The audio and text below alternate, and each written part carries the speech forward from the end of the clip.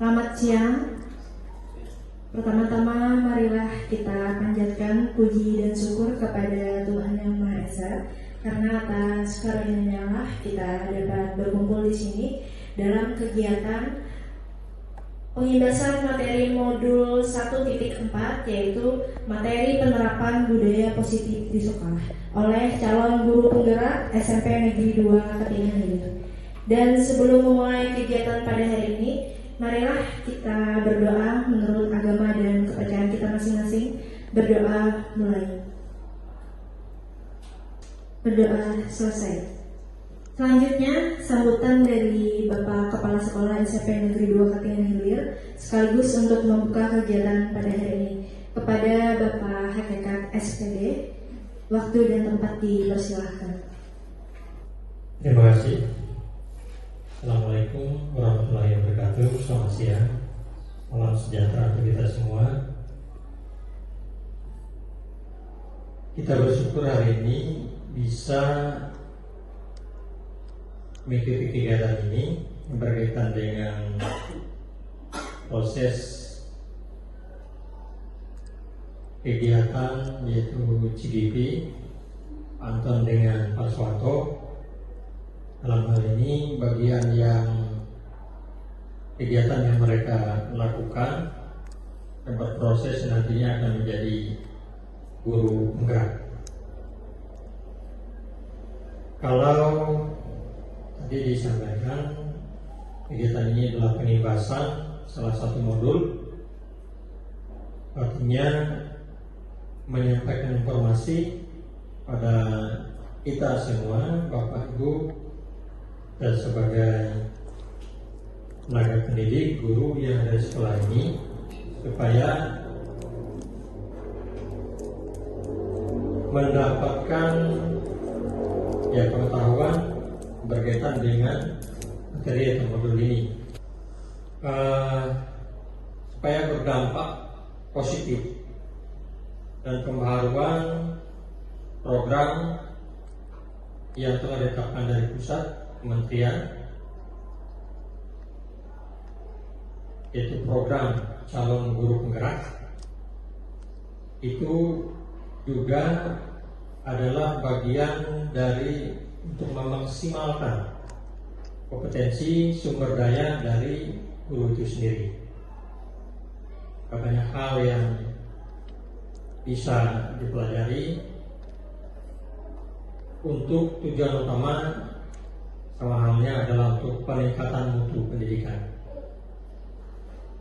Dan mudah-mudahan kita yang sudah mulai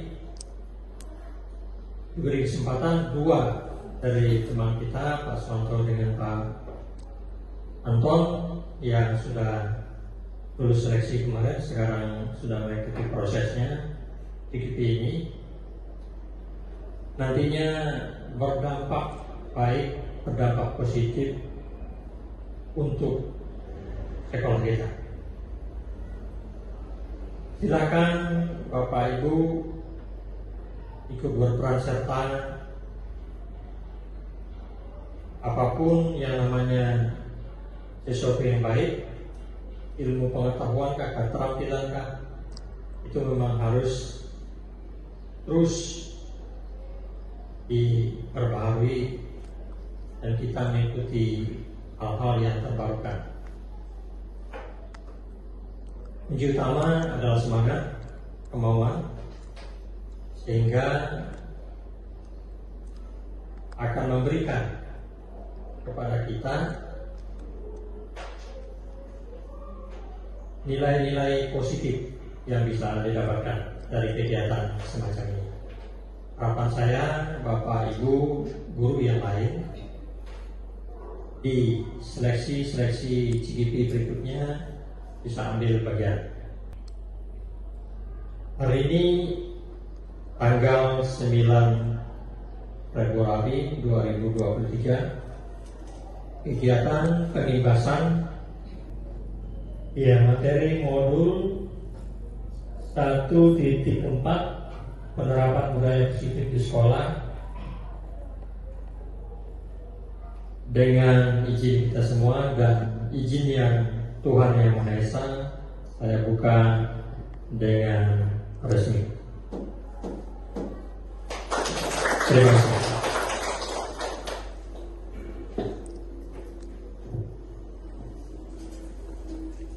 Selanjutnya kita akan masuk kepada kegiatan inti, yaitu pemaparan materi penerapan budaya positif di sekolah oleh calon guru penggerak kepada Bapak Antoni Mardoni Prabowo SPD dan Suwanto SPD. Waktu dan tempat dipersilahkan.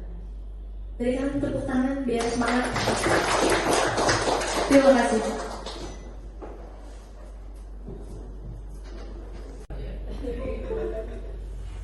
Oke, terima kasih masih bertahan ya. Walaupun kita sudah tadi mulainya agak telat, terus ini pulangnya juga agak telat. Beda kan, biasanya mulainya agak telat, pulangnya agak cepat ya. Dan terima kasih buat kesediaannya masih masih bertahan di ruangan ini. Nah, untuk materi selanjutnya kita gak akan lama ya, karena materi saya cukup singkat. Kita akan lanjut dari 6 penerapan budaya positif di sekolah. Yang 3 di awal tadi sudah disampaikan oleh Pak Suwanto. Saya akan menyampaikan 3 berikutnya. Yang pertama adalah kebutuhan dasar manusia dan dunia berkualitas. Kemudian 5 posisi kontrol guru. Ini yang berkaitan dengan hukuman dan konsekuensi tadi. Kemudian yang terakhir adalah segitiga restitusi, saat kita menangani masalah-masalah yang dihadapi di sekolah ya.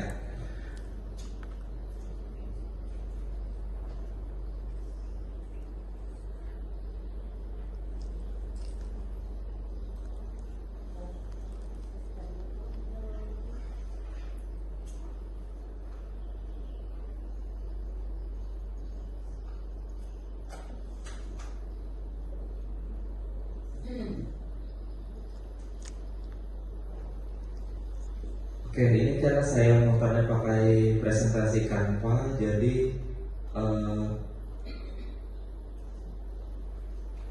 tergantung sinyal kita. Nah, yang pertama adalah kebutuhan dasar manusia dan dunia berkualitas. Mungkin apa hubungannya dengan kita sebagai seorang pendidik, kita sebagai seorang guru? Sebenarnya apa hubungannya kebutuhan dasar manusia dan dunia berkualitas? Jadi pada intinya, pada judul ini adalah apa saja kita perlukan untuk supaya hidup kita berkualitas bahagia. Tapi dengan catatan kebahagiaan tiap orang itu beda-beda. Satu keluarga dan keluarga yang lain beda-beda ya. Mungkin seseorang, mungkin keluarga yang satu bahagia dengan dia punya kendaraan misalkan. Mungkin keluarga yang lain bahagia dengan dia cukup makan 3 kali sehari.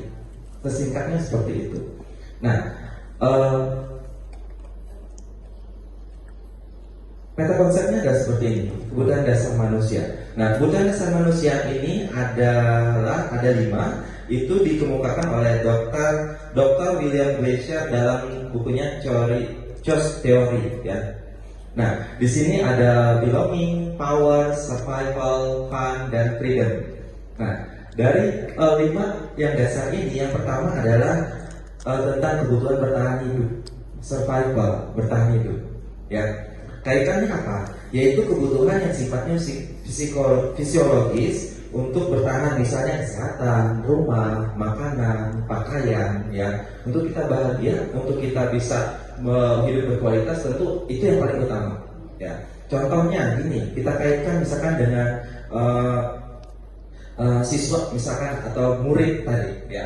Mungkin dia pintar, dia cerdas, tapi mungkin dia tinggalnya mungkin secara mohon maaf, tempat tinggalnya mungkin tidak mungkin, misalnya hujan tidak basah, bocor dan sebagainya. Jadi itu mempengaruhi juga di kehidupannya, ya, sekolahnya khususnya. Nah, kemudian berikutnya adalah cinta dan kasih sayang atau belonging atau rasa memiliki, rasa dimiliki. Nah, dalam hal ini misalkan seseorang yang tadi dia punya kebutuhan secara primernya, misalkan rumah dan sebagainya tadi terpenuhi, dia punya keluarga yang menyayangi dia. Kita punya keluarga yang menyayangi kita. Kita setiap saat melakukan pekerjaan, misalkan siswa atau murid kita sekolah, tapi dia akan pulang, dia tahu nih di rumah ada orang yang menanti-nanti dia, ya, itu. Tapi ngomongin keluarga mungkin ada rasa haru gimana? Ya, mau berkaca-kaca. Kemudian berikutnya adalah kebebasan atau freedom, ya. Nah, kebebasan atau freedom. Nah, di sini kita kaitkan misalkan dengan murid. Jadi murid itu diberikan kebebasan untuk menentukan atau menyuarakan pilihannya. Contohnya mungkin dalam media pembelajaran atau proses pembelajaran kita kaitkan. Misalkan tiap anak kan punya talenta, punya kemampuan intelektualnya masing-masing. Tidak semua anak itu pintar di akademik, ya. Tapi ada beberapa anak yang dia hebat di seni, di art misalkan, atau di olahraga, ya. Jadi mungkin waktu kita menyampaikan dalam proses pembelajaran, ini belajar buat sama-sama, ya. Saya juga belum sepenuhnya melakukan ini di kelas saya, ya. Mungkin masih terpaku dengan proses pembelajaran yang lazim kita gunakan. Nah, misalkan seorang anak nih, misalkan dia hobinya menggambar. Jadi misalkan kita ambil contoh misalkan tugas, ada tugas yang dikerjakan. Tapi kita tentukan, kita memberi kebebasan mereka untuk mengirimkan atau membuat tugasnya dalam bentuk apa. Misalkan dia suka di art, mungkin dia bisa bikin storyboard atau kayak komik gitu. Tapi intinya tentang tugas yang diberikan gurunya. Misalkan ciri-ciri makhluk hidup, tapi dia bercerita melalui gambar. Boleh. Contohnya, dia suka editing video, ya, bikin video. Suka merekam diri sendiri atau selfie dan sebagainya sesuai dengan anak kekinian zaman sekarang. Mungkin dia bisa bikin video tentang ini ciri-ciri makhluk hidup, ya. Dia menyebutkan bendanya, menyebutkan apa saja, kemudian contohnya seperti ini. Itu salah satu contohnya. Kemudian anak yang dengan dia tidak seorang yang mungkin tidak suka tampil di depan layar mungkin, ya, tidak pede, tapi dia punya kemampuan misalkan untuk membuat sesuatu yang bisa menggambarkan atau menceritakan dari tugas tadi. Misalkan dia bisa pakai dari gambar, lukisan, tadi contohnya kemudian video, kemudian itu yang kita sesuaikan, kita berikan mereka kebebasan, tapi masih dalam konteks belajar, ya, itu. Kemudian berikutnya adalah kebutuhan akan kesenangan atau fun, ya. Murid misalkan di sini harus merasa senang dalam belajar. Terus guru harus menciptakan pembelajaran yang menyenangkan, kemudian agar murid dapat menikmati dan konsentrasi tinggi dalam kegiatan pembelajaran. Jadi siswa ini misalkan kan sekolah ini ibaratnya adalah rumah kedua bagi mereka, bagi kita juga, karena paruh hari kita habiskan di sini. Contohnya hari ini ya, mohon maaf Bapak Ibu, kita mungkin sampai agak sore dari biasanya. Nah, itu jadi mereka misalkan sekolah tadi kaitan dengan hukuman sama restitusi juga ya, dia merasa senang untuk berangkat ke sekolah. Oh, ada guru yang menyayangi saya. Oh, ada guru yang perhatian sama saya. Ya, mungkin ada seperti itu. Mungkin kita sama-sama belajar ya. Ini ilmu yang kami dapatkan. Ya, mungkin kita share, kita sama-sama sharing, sama-sama belajar ke sana. Jadi dia tidak takut ke sekolah karena banyakkan kan kejadian di sekolah kita karena takut pelajaran matematika. Mohon maaf ya, belajar matematika. Karena siswa saya ada yang seperti itu juga. Jadi pelajaran tertentu dia nggak sekolah. Ya, bahasa Inggris biasanya. Nah, yang paling banyak itu kalau misalkan ada yang disuruh maju ke depan. Ya, di sini budaya juga ada saya dengar tadi kan. Yang kalau misalkan suruh praktek nyanyi, bahkan nari, itu dia nggak sekolah. Ya, tapi besoknya dia sekolah dengan seolah-olah tidak terjadi sesuatu gitu. Ya. Nah, mungkin itu yang bisa kita dengar bersama-sama. Kemudian berikutnya, yang terakhir adalah power atau kebutuhan akan penguasaan. Jadi setiap murid itu mempunyai kebutuhannya untuk merasa kompeten, menjadi terampil dan diakui pencapaian dan keterampilannya. Jadi contohnya di sini guru sebaiknya memberikan kesempatan untuk murid membuat keputusan tentang hal-hal yang penting dalam hidupnya. Jadi misalkan gini, kamu tidak boleh seperti ini, kamu nanti akan menjadi seperti ini. Tapi itu kan dari kita. Ya, kita tidak tahu kehidupannya sehari-hari karena kita cuma ketemu dia dari jam 7 sampai jam 14 dan kita mengajar di tingkat SMP. Jadi kita tidak full dari pagi sampai jam 14 ketemu dia karena kita bukan guru kelas. Ya, kita mungkin ketemu 3 jam pelajaran, tapi kita tidak tahu di luar sana dia di rumahnya keadaannya seperti apa. Ya, mungkin dia nanti kalau lulus SMP masuk SMK karena dekat misalkan, belum tentu. Karena mungkin dia punya sesuatu yang saya sukanya misalkan nanti rencananya atau sukanya dengan kaitan medis dan sebagainya, tentu masuk ke SMA. Jadi gitu. Mungkin kita gali ke dia. Nanti rencananya mau masuk apa, sekolah di mana. Jadi, tapi kita bisa arahkan ke sana. Tapi bukan pendapatnya dari kita. Jadi lebih ke situ ya untuk yang power kaitannya dengan dunia pendidikan. Kira-kira seperti itu. Jadi singkat kan, cuma 1 slide. Kita lanjut ke topik yang kelima langsung. Jadi topik 1 slide. Nah, yang kelima, 5 posisi kontrol guru. Ini ada kaitan tadi dengan penghukum dan sebagainya. Nah, sebelumnya kita lihat dulu ya, ada video, silakan disaksikan dulu.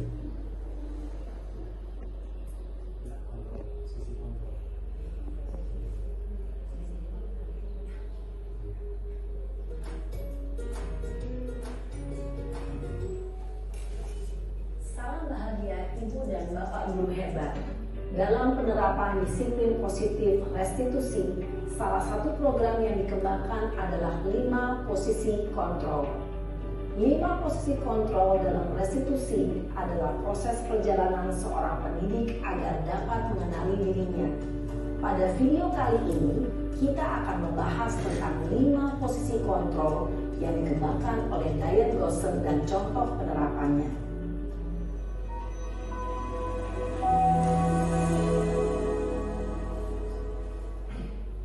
5 posisi kontrol itu adalah 1. Posisi penghukum, 2. Posisi pembuat merasa bersalah, 3. Posisi teman, 4. Posisi pemantau atau monitor, dan 5. Posisi manajer. Untuk lebih memahami kelima posisi tersebut, mari kita saksikan kasus Naren yang terlambat hadir 20 menit di sekolah dan melihat bagaimana kelima posisi kontrol dalam menghadapi masalah tersebut.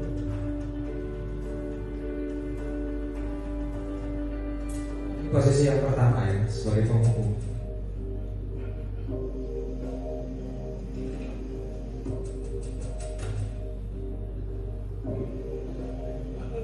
Naren! Sini kamu!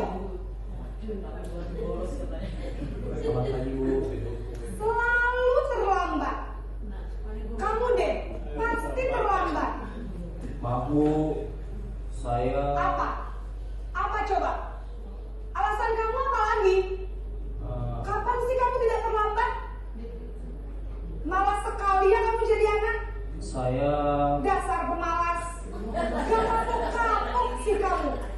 Sudah berapa kali terlambat? Sana, kamu keliling lapangan basket 2 kali. Kenapa saya harus ke lapangan basket, Bu? Kenapa? Kamu melawan ibu? Berani-beraninya jawab. Sudah terlambat, masih berani jawab pula. Sekarang, keliling lapangan basket 5 kali sekalian. Biar kapok. Cepat, pergi sana ke lapangan basket. Posisi penghukum biasanya berbicara dengan nada tinggi, menghardik, menunjuk-nunjuk, menyakiti, dan menyindir. Hukuman bisa berupa fisik maupun psikis. Ibu dan bapak guru hebat. Dampak yang terjadi pada murid ketika guru berada pada posisi penghukum adalah murid cenderung akan memberontak, bahkan menyimpan dendam.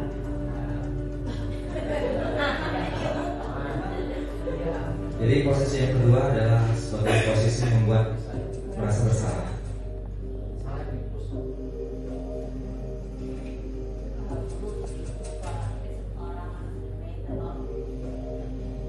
Naren!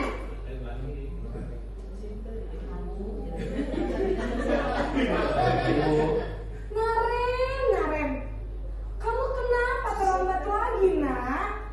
Ya Tuhan, Naren, kamu senang ya bikin ibu susah ya? Kalau kamu terlambat lagi, nanti ibu yang ditegur bapak kepala sekolah, nak. Disangka ibu tidak bisa membina kamu. Duh, gimana ini? Maaf, Bu. Duh, Gusti Naren, kamu suka ya kalau ibu ditegur bapak kepala sekolah? Terus, sekarang ibu harus tulis apa yang di buku absen? Ini kamu sudah sering terlambat loh. Ibu harus apa coba? Maaf, Bu. Maaf sekali. Ya sudah, lain kali jangan bikin ibu susah lagi ya, nak ya. Ibu tidak akan kuat lagi kalau kamu begini terus. Bisa jantungan kalau ibu ditegur bapak kepala sekolah. Sana cepat kelas. Maaf ya, Bu. Maaf sekali. Posisi pembuat rasa bersalah berbicara dengan nada tenang, cenderung lembut.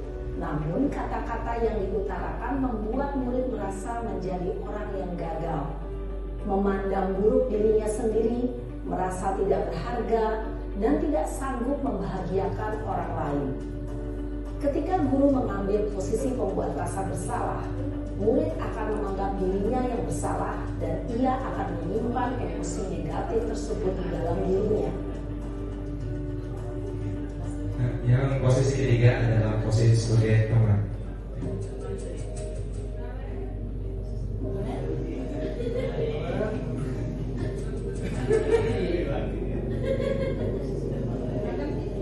Naren!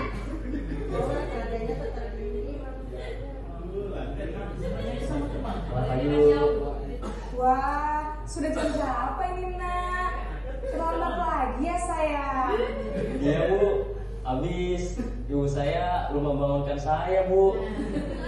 Kamu malah menyalahkan ibu kamu. Kamu bukannya anak yang larinya paling kencang. Kok terlambat sih? Iya, Bu. Saya memang terlambat bangun tadi. Jadi biarpun saya lari kencang, tetap gak kekejar, Bu. Ya sudah sana. Nanti lain kali larinya lebih kencang lagi ya. Biar gak terlambat lagi. Bikin seneng ibu. Demi ibu. Bisa kan? Bisa lah, Bu. Ya sudah sana masuk kelas. Ibu beresin urusan absen kamu. Kamu ini ada-ada saja. Dalam posisi teman, guru berbicara dengan nada suara ramah, akrab, cenderung bersenda gurau untuk menjaga suasana tetap santai. Murid akan merasa senang, aman, dan akrab dengan guru. Identitas yang tercipta adalah identitas sukses atau berhasil. Namun, perlu diingat, karena ini masih dorongan eksternal, maka ada faktor ketergantungan dari murid kepada orang tertentu. Di sini, guru absennya sehingga di lain waktu murid bisa berperilaku baik, namun hanya kepada orang-orang tertentu saja. Ya. Yang berikutnya yang keempat, posisi pemantau atau monitor. Nanti kita analisa semua yang mana yang benar.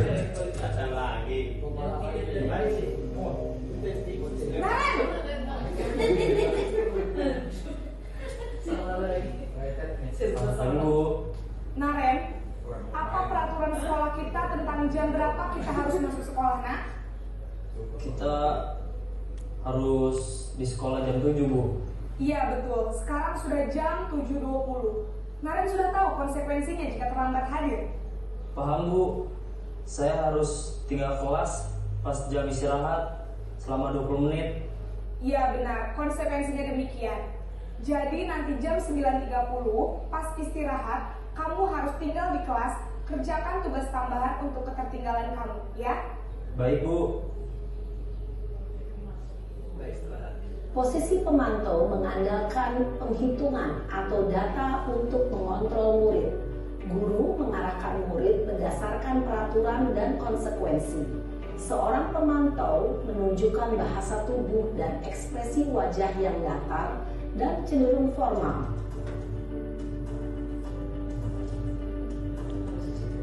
Ini yang terakhir, posisi manajer.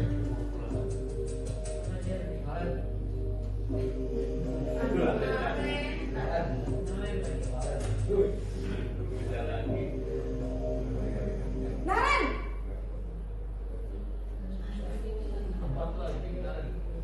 Selamat pagi, Bu. Selamat pagi, Naren. Maaf, Bu. Saya terlambat. Iya, sekolah masuknya jam 7, sekarang sudah jam 7.20. Jadi sekarang bagaimana ini, Naren? Maaf, Bu. Saya lupa setel alarm saya semalam. Baiklah, menurut kamu, keyakinan sekolah yang mana yang perlu kamu tingkatkan? Menghargai diri sendiri dan orang lain mungkin, ya, Bu. Setuju. Jadi, apakah Naren meyakini prinsip saling menghormati tersebut? Iya, Bu. Saya meyakininya. Apakah Naren bersedia memperbaiki masalah keterlambatan ini? Bersedia, Bu. Bagaimana kamu akan perbaiki masalah keterlambatan ini? Saya akan coba untuk tidak lupa menyetel alarm saya, Bu. Baik, kalau Naren lupa menyetel alarm di rumah, ada orang yang kira-kira bisa bantu mengingatkan tidak? Ada, Bu.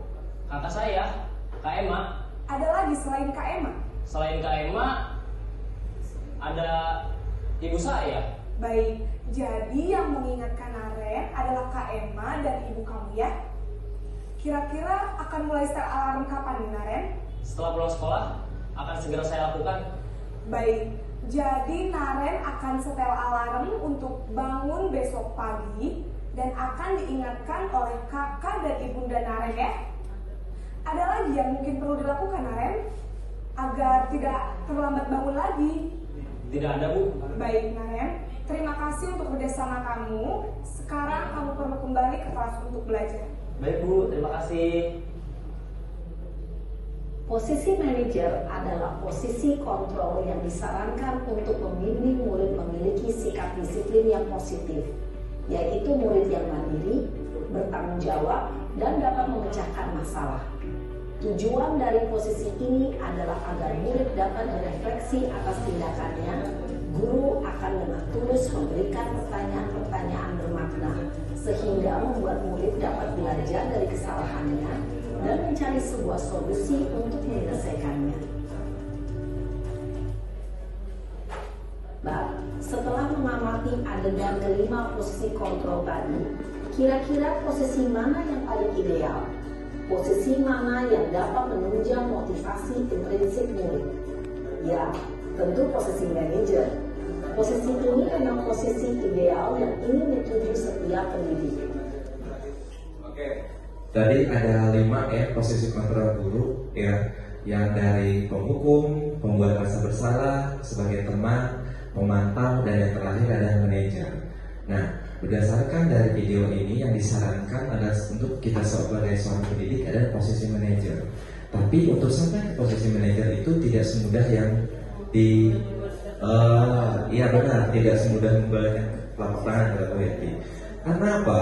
Karena tiap kata ada pepatah lain ladang lain ilalang, ya.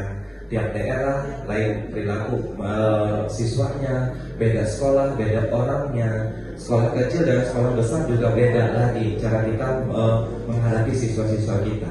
Dan dalam pendidikan guru penggerak juga ini masih menjadi perbincangan hangat karena tidak semua kita bisa langsung ke posisi manajer secara bertahap. Yang paling sering mungkin kita melakukan adalah sebagai posisi apa kira-kira? Penghukum, ya benar. Ya, ada hukuman dan penghargaan tadi. Ya, ada. Ya, memang jujur saya kadang-kadang juga masih ada di posisi itu. Ya, karena apa? Karena kita lihat juga masalahnya apa dulu kan. Kalau mungkin kasus Sinaren tadi karena terlambat, mungkin kita masih bisa lah sebagai teman, pemantau, manajer bahkan bisa. Tapi untuk kasus-kasus lain, misalkan kasus perkelahian, ya, atau yang sudah cuma perkelahian antar teman, ya mungkin bisa sampai posisi pemantau manajer. Tapi kalau sudah ke arah pidana, ya tidak kriminal misalkan, ya yang sampai ada korban, mungkin itu bisa kita pelajari lagi nanti gimana, ya tidak mungkin kita sebagai penghukum, ya karena pada intinya apapun kondisi siswa kalau kita hukum juga keadaan tidak akan balik lagi ke seperti semula. Itu ya Bapak Ibu. Sekarang kita lanjutin lagi sebentar.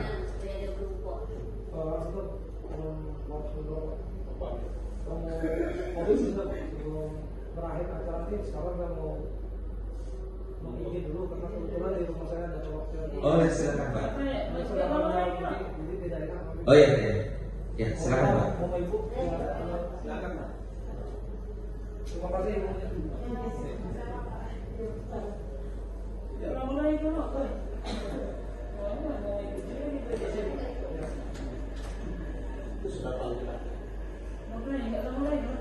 Bentar aja Bu. Semangat Bu ya.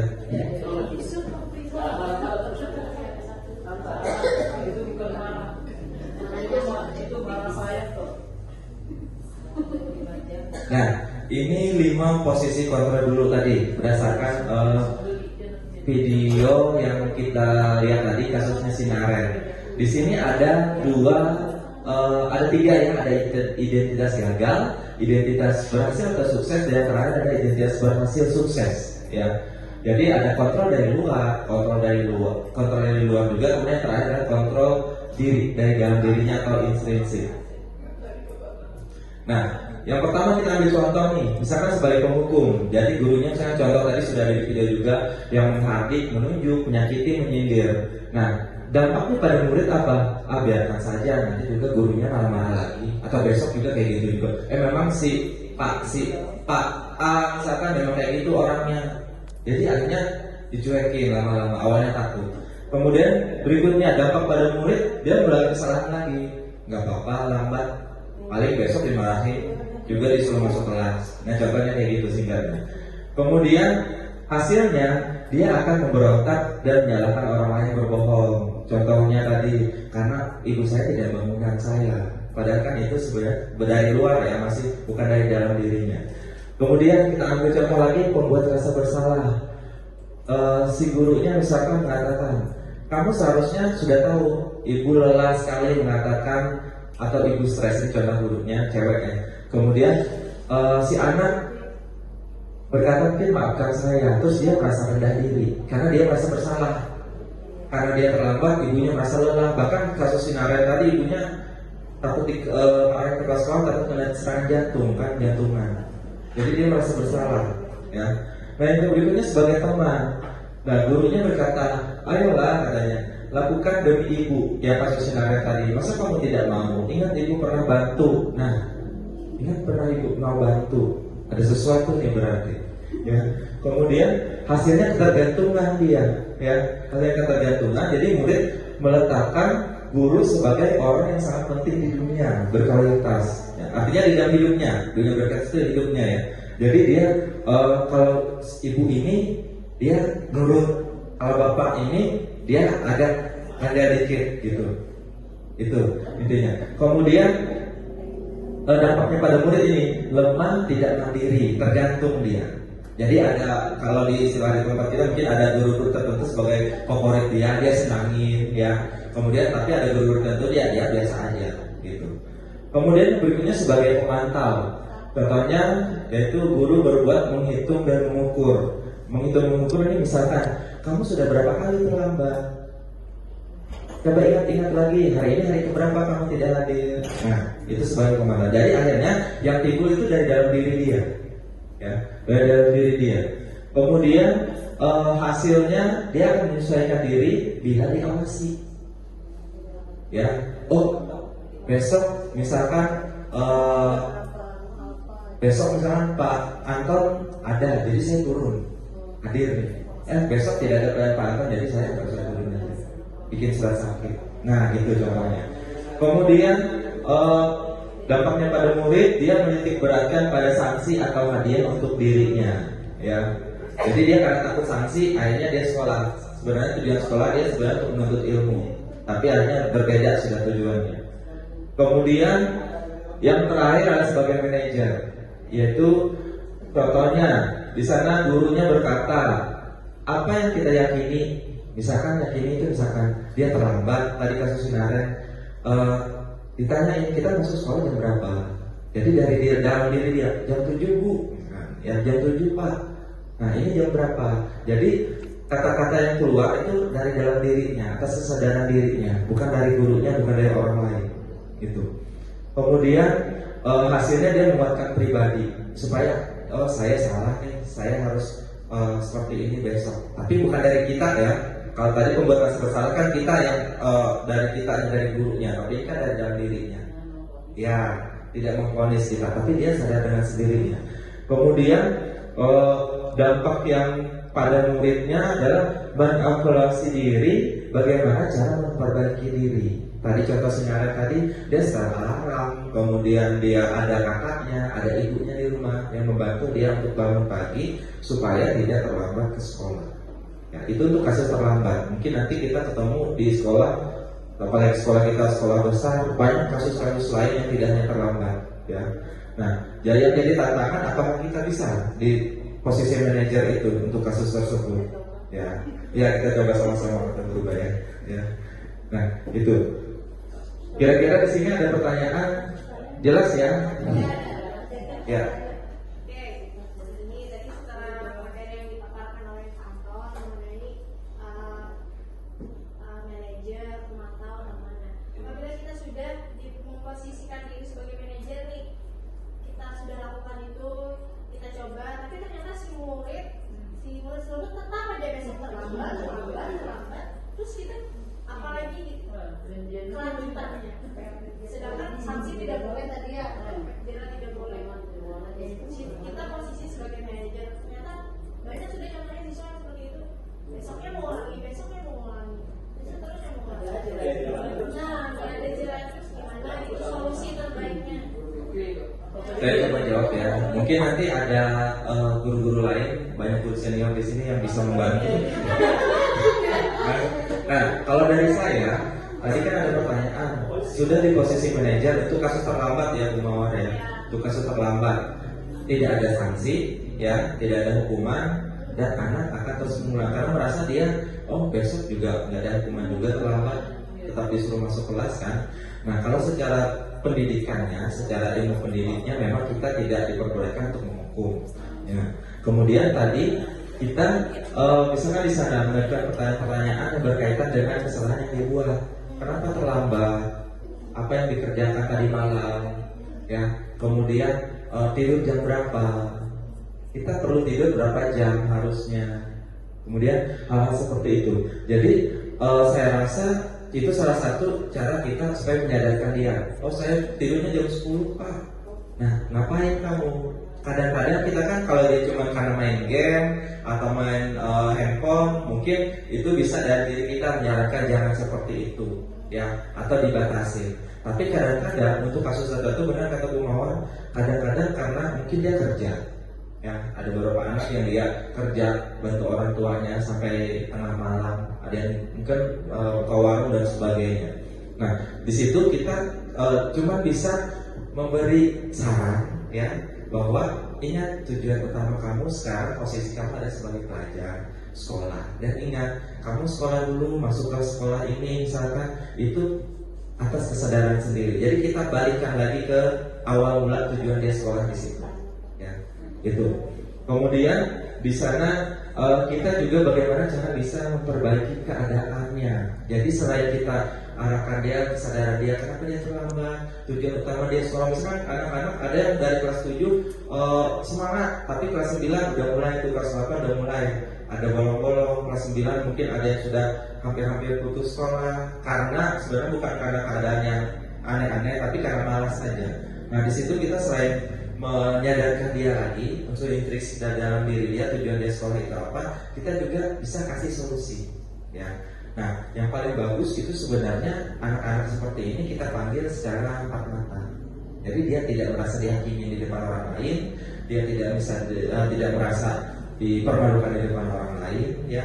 Terus kita tadi ada kesepakatan sih sebenarnya. Kalau menurut saya ya, mohon maaf kalau misalkan ini kurang tepat, kesepakatan tapi bukan berupa hukuman juga.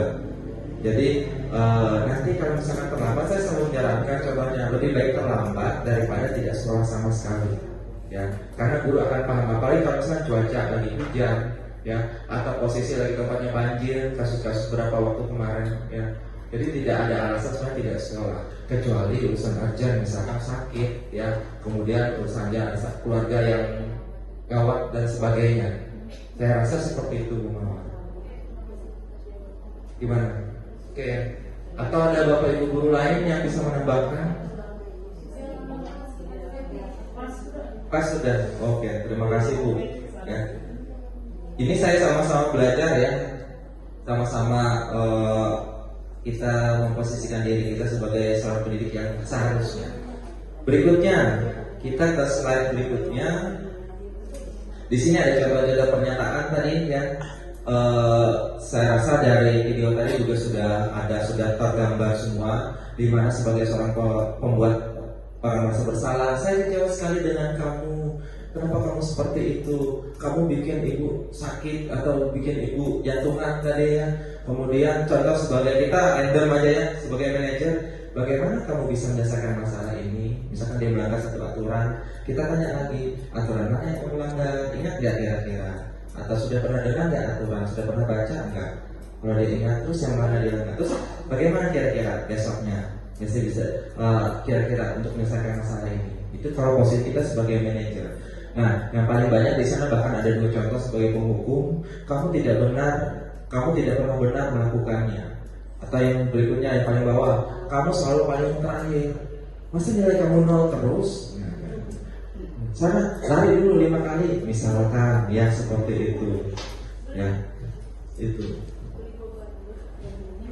Berikutnya, ini peraturan, ada 2 lingkaran yang besar dan lingkaran kecil. Yang lingkaran besar ada isinya peraturan, pemantau, konsekuensi atau hadiah. Contoh pertanyaannya di sana, kalau kamu tidak kita tutup ya.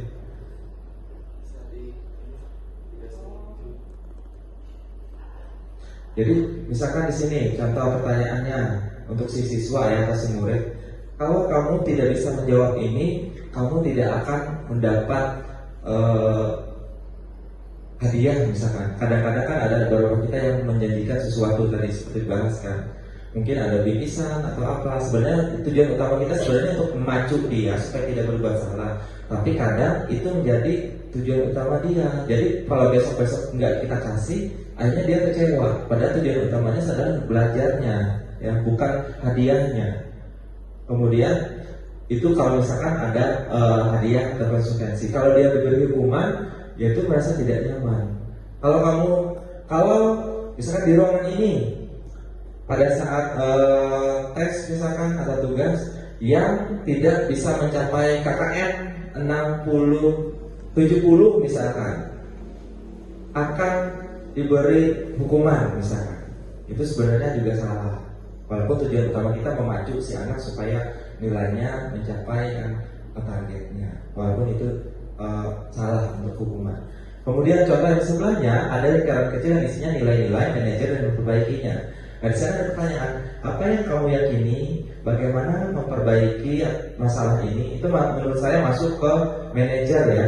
Jadi kita tanya tadi apa kesalahan atau aturan yang dia langgar, ya. Terus bagaimana cara menyelesaikannya? Jadi jawaban-jawaban itu tumbuh keluar dari si anaknya, bukan dari kita. Jadi kesadaran dia. Terus memperbaikinya, kemudian kiat berdua mendapatkan apa yang kita butuhkan. Kiat berdua itu maksudnya si anak dipanggil secara tatap muka berdua ya. Jadi dia tidak merasa dipermalukan, tidak merasa dihakimi, ya, tidak merasa tidak merasa dihakimi dan dipermalukan. Jadi akhirnya dia tidak merasa takut dengan kita. Itu. Kita lanjut, ini adalah materi yang ke-6 yang terakhir, segitiga restitusi. Yang restitusi itu artinya dalam dunia pidana ya, hukum artinya adalah ganti rugi. Ya. Nah, di sini ada segitiga restitusi ya, dalam kita menghadapi masalah si anak. Yang pertama itu adalah menstabilkan identitas, validasi kebutuhan, terus meyakinkan keyakinan. Contoh, pertanyaan-pertanyaan atau kata-kata yang bisa kita ucapkan pada saat si anak mendapatkan masalah. Kita menstabilkan identitas dulu si anak ya. Misalkan setiap orang pasti pernah melakukan kesalahan. Kamu bukan satu-satunya yang pernah melakukan ini. Jadi dia merasa, oh ternyata saya tidak hanya saya yang melakukan ini ya. Jadi dia tidak dihakimi dulu karena kesalahan tersebut. Kemudian validasi kebutuhan. Kamu tentu punya alasan mengapa melakukan ini. Kenapa kira-kira kamu kemarin terlambat misalkan? Ya tadi mungkin karena bangunnya telat, atau karena tidurnya telat juga ya, atau ada aktivitas lain. Terus adakah cara yang lebih efektif mendapatkan apa yang kamu butuhkan ya? Tadi misalkan ya, dan misalkan tadi menggunakan alarm tadi ya. Kemudian ada orang tua atau ada saudara yang tinggal satu rumah bisa membangunkan dia. Dan yang terakhir menanyakan keyakinan. Nilai-nilai apa yang telah kita sepakati. Ini tadi kaitannya dengan keyakinan kelas dari materi Pak Suwanto, atau bisa dikaitkan secara lebih luas itu dengan aturan sekolah. Nilai-nilai apa yang telah kita sepakati ya. Nah kadang mungkin kita kaitkan misalkan dengan janji siswa yang dibaca tiap hari Senin ya. Kira-kira nilai mana, aturan mana yang telah disepakati dan itu yang dilanggar. Kemudian kamu ingin menjadi orang seperti apa nanti? Kita tanya nih ya, seperti kasus siswa saya ada beberapa, ada satu anak yang hadir, nanti nggak hadir nggak hadir ya. Pas waktu ditanya cita-citanya ya, sepertinya saya tidak bisa sebutkan di sini ya. Jadi itu mau jadi apa nanti. Nah dari situ kita tuntun kita, oh kalau mau jadi ini kamu harus punya ijazah ini, harus sekolah, karakternya harus bagus ya, sopan santunnya harus bagus. Jadi ke sana ya. Jadi dengan sendirinya si anak akan menyadari kesalahannya, memperbaikinya juga dari dalam diri dia, tahunya bagaimana. Kita hanya mengarahkan itu untuk segitiga restitusi. Nanti akan dijabarkan lebih jelasnya. Yang pertama, misalkan menstabilkan identitas. Untuk membuat anak yang merasa gagal karena berbuat salah menjadi positif terhadap dirinya. Nah, guru berkata berbuat salah itu hal yang manusiawi. Jadi dia tenang duluan, tidak langsung dihakimi. Ya, kemudian tidak ada manusia yang sempurna. Bapak ibu juga pernah buat salah. Oh nggak apa-apa kamu. Saya dulu juga waktu SMP pernah juga terlambat. Ya, tapi akhirnya gini ya, seperti itu contohnya. Terus kita random aja ya, tidak semua saya bacakan ya. Kemudian bapak atau ibu tidak tertarik untuk mencari tahu siapa yang benar, siapa yang salah ya. Karena ini kalau ini biasanya dalam kasus perkelahian, pertengkaran biasanya. Kita tidak cari tahu tidak cari tahu siapa yang salah, siapa yang benar, tapi bapak atau ibu lebih tertarik menyelesaikan masalah. Gimana cara menyelesaikan masalahnya? Kalau misalkan kasus ini misalnya kasus perkelahian, misalkan pertengkaran, ya. Jadi tidak, yang intinya pada nantinya itu akan keluar dari mereka misalkan saling memaafkan, tidak mengulangi hal yang sama. tapi bukan didoktrin dari kitanya, dari si anaknya, itu dari si muridnya. Kemudian berikutnya validasi kebutuhan, yaitu membantu murid mengenali basic need atau kebutuhan dasar yang ingin dipenuhinya ketika melakukan kesalahan itu. Ya, alasan dia melakukan kesalahan itu kenapa? Nah, pada dasarnya setiap tindakan manusia tujuannya adalah memenuhi kebutuhan dasar, apakah itu penguasaan, kebebasan, kasih sayang, rasa diterima, kesenangan, atau bertahan hidup. Nah, contohnya yang dikatakan dulu, kamu bisa saja kan melakukan hal yang lebih buruk, tapi kamu tidak melakukannya. Kemudian artinya sebenarnya dia bisa melakukan lebih buruk tapi tidak melakukan, berarti ada kesadaran dia nih, ya, untuk melakukan hal tersebut. Walaupun itu salah, tapi sebenarnya ada yang lebih salah lagi, tapi dia tidak melakukannya. Berarti si anak ini, oh sebenarnya ini sudah salah, ada yang lebih salah lagi, berarti saya harus tidak seperti ini supaya ini jangan dilakukan. Kemudian kamu pasti punya alasan mengapa melakukan. Ini yang paling sering kita tanya. Kenapa misalkan terlambat? Kenapa misalkan sering tidak masuk? Itu, ya. Kemudian apa yang penting bagi kamu? Nah, misalkan ini, kamu sekarang usia berapa? Misalkan usia 15 tahun. Nah, pada saat usia 15 tahun ini, yang harus kamu lakukan apa biasanya yang penting? Ya, misalkan sekolah apa? Ya, ini kalau misalkan sekolah, ya gimana? Kadang-kadang ada anak juga yang ceritanya atau ditanya dia pengen kerja. Nah, disitulah kita kasih masukan. Kamu kerja usia berapa? Usia 15. Ada ijazah enggak? Ya, karena sekarang apapun pekerjaan ijazah itu penting, masih dicari orang. Ya, bahkan sebagai driver atau sopir sekalipun masih dicari orang. Terus kita kaitkan lagi, fisik kamu kuat enggak? Ya, mampu enggak dalam usia 15 tahun secara fisiknya? Nah, di situ. Nah, nanti dia jawab, oh fisik saya nggak kuat pak, atau gini, ya. Jadi artinya dia sadar dengan sendirinya. Kemudian terakhir saya ambil contoh di sini ada, maukah kamu belajar cara lain untuk mendapatkan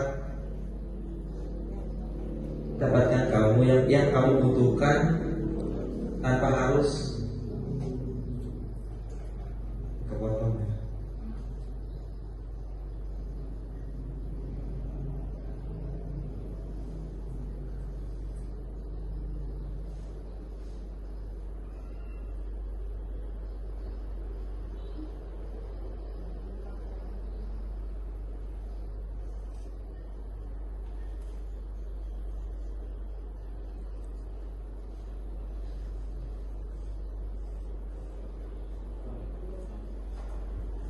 Udah, kita ambil contoh satu lagi yang dari sini ya. Kamu pasti punya alasan tadi sudah, apa yang penting bagi kamu saat ini juga sudah. Terus kamu boleh tetap berusaha menjaga sikap itu, tapi tambahkan sikap yang lain yang baru. Ya, kadang-kadang anak kan tidak bisa kita ubah langsung 180 derajat. Ya, secara bertahap lah intinya seperti itu. Tergantung kasusnya lagi ya Bapak Ibu. Tidak semua kasus bisa kita lakukan dengan hal yang sama. Mungkin beberapa yang bisa kita lakukan pada siswa, ya, pada siswa atau murid. Nah, sekarang yang terakhir, menanyakan keyakinan. Anak melihat kesalahannya dihubungkan dengan norma sosial dan nilai-nilai mendasari manusia berinteraksi dengan orang lain. Contohnya, apa nilai yang kita percaya di kelas? Ini tentang aturannya atau di sekolah kita. Jadi kita tanyakan, misalkan dia pakai sepatu putih, tapi pada hari Senin, kira-kira melanggar aturan nggak? Kamu pakai sepatu warna ini misalkan. Dan dia pasti dia bilang melanggar pak misalkan. Terus disitulah kita nanya lagi, ada nggak sepatu warna lain? Kadang-kadang kan tadi balik lagi ya ke permasalahan individu si anak juga. Kadang-kadang ada yang pakai sepatu putih, tapi ada sepatu hitamnya ternyata basah. Mungkin lokasi rumahnya lagi posisi hari itu lagi hujan dan sebagainya, atau kemarinnya hujan, sepatu hitamnya basah, dia pakai sepatu putih. Tapi itu tadi ya, kita tidak bisa menghukum secara langsung karena kita harus tahu permasalahannya seperti apa dulu, ya. Jadi bagaimana secara bijaknya kita menghadapi atau menanggapi masalah tersebut. Terus contohnya kita ambil lagi di sana, apa yang kamu rasakan ketika kamu melakukan hal itu? Ya, contohnya kemarin ada beberapa hari yang lalu dan saya pakai sepatu putih karena dia merasa bersalah, akhirnya sepatunya ditaruhnya di dalam kelas. di depan ya. Pas saya masuk kelihatan lah sepatu itu warna putih ya. Ya itu tadi, karena salah bagaimanapun dia menutupinya akan kedapatan juga itu. Nah kemudian dari beberapa segitiga, ada 3 segitiga restitusi tadi ya, dari validit 3 tahap segitiga restitusi tadi. Di sini ada intervensi 30 detik. Ini sepertinya slide terakhir ya. Nah, intervensi 10 detik. Intervensi ini bisa membuat murid kembali ke tujuan semula dengan cukup singkat dan dengan cara non-konfrontatif. Pertanyaan-pertanyaan yang diajukan biasanya dikemukakan oleh seorang pemantau atau manajer. Ya. Intervensi 30 detik contohnya. Apakah kamu ingin berbuat lebih baik? Karena dia kan salah nih. Apakah kamu ingin berbuat lebih baik? Mau Pak. Bagaimana caranya? Jadi intinya semua itu keluar dari dalam dirinya, kesadarannya. Ya mungkin tidak bisa, mungkin hari ini kita lakukan hal seperti ini, besok dia langsung berubah. Ya, mungkin besok dia berubah, besoknya lagi mungkin dilanggarnya. Tapi itulah fungsi kita sebagai seorang pendidik, tidak hanya mengajar, misalkan kita di SMP mengajar 10 mata pelajaran, tapi kita ada sisi-sisi etika, sopan santun, ya, tata krama yang juga kita harus ajarkan juga bagi si anak yang mungkin tidak didapatkan dia di rumah. Karena basic pendidikan orang tuanya kan macam-macam, ya. Bahkan ada beberapa anak yang tidak tinggal sama orang tuanya, tinggal sama orang lain, dan itu juga sangat mempengaruhi kehidupan si anak di kehidupannya sehari-hari. Tadi kita kan cuma sekolah dari jam 7 sampai pukul 14, dan selebihnya si anak akan kembali ke dunianya masing-masing, rumahnya masing-masing, lingkungannya masing-masing. Kalau lingkungan atau lingkungan hidupannya bagus, ya dia akan jadi anak yang bagus juga. Tapi kalau lingkungan kadang kita terapkan di sekolah yang bagus, sudah di luar sana dia bergaul dengan atau lingkungannya tidak bagus, tidak baik, akan membuat atau mempengaruhi, memberikan dampak buruk bagi tingkah laku,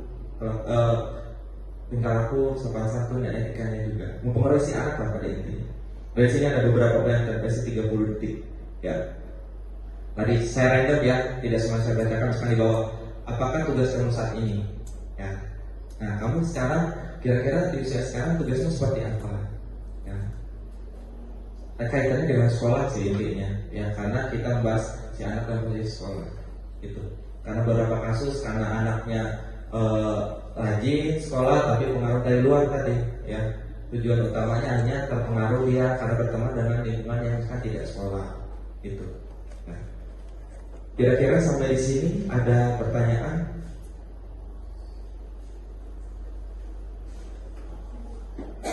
Bapak Ibu, sudah sangat sore, mohon maaf sekali lagi, ya. Ada pertanyaan kira-kira? Sudah jelas ya? Oke, jelas. Nanti materinya bisa dibagikan nanti ya. Ada PDF-nya. Jadi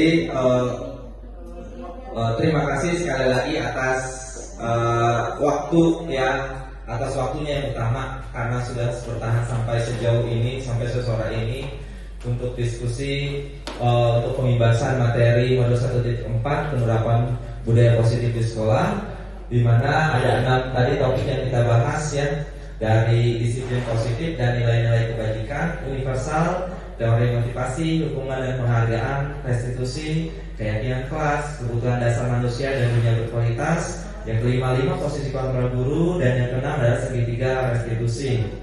Itu adalah pemaparan dari kami. Saya Anton Mardhani Prabowo dan Pak Suwanto. Kami adalah calon penggerak Angkatan 7 Kabupaten Katingan, Provinsi Kalimantan Tengah. Demikian pemaparan dari kami. Selanjutnya kami serahkan ke pembawa acara. Tapi Pak Suwanto, sebelumnya ada tambahan yang ingin disampaikan? Iya, sedikit ya. Karena kegiatan sudah habis, tidak ada yang lebih detail yang saya ingin tambahkan, yaitu hanya mengucapkan terima kasih kembali lagi kepada Bapak dan Ibu guru yang sudah berkenan hadir dalam kegiatan kami berdua ini, yaitu dalam pengembasan materi modul tentang budaya positif. Nah, itu saja, mudah-mudahan dari pengembasan ini Bapak dan Ibu guru khususnya di SMPN 2 Ketinggian Hilir tergerak dan bisa juga untuk bergerak ke arah yang lebih positif. Bukan berarti yang ada ini tidak positif, namun itu tadi yang seperti yang saya sampaikan, mari kita sama-sama mampu membedakan yang mana seharusnya yang menjadi langkah kita berjalan dalam pelayanan dunia pendidikan, khususnya di SMPN 2 Ketinggian Hilir ini. Saya ucapkan terima kasih kembali, diserahkan kepada pembawa acara. Terima kasih. Baik, bisa berikan tepuk tangan yang meriah untuk kedua pemateri kita hari ini. Luar biasa ya, dua calon guru penggerak dari SMPN Negeri Ketinggian Hilir telah memaparkan materi hari ini, materi yang sangat luar biasa, yaitu penerapan budaya positif di sekolah. Tentunya mudah-mudahan materi hari ini dapat terwujud di sekolah kita. Tentunya tidak lepas juga dari kerjasama kita semua sebagai pendidik, guru khususnya, untuk bisa menerapkan budaya positif ini di sekolah kita. Mungkin itu saja hari ini yang dapat saya sampaikan. Akhir kata, wassalamualaikum warahmatullahi wabarakatuh.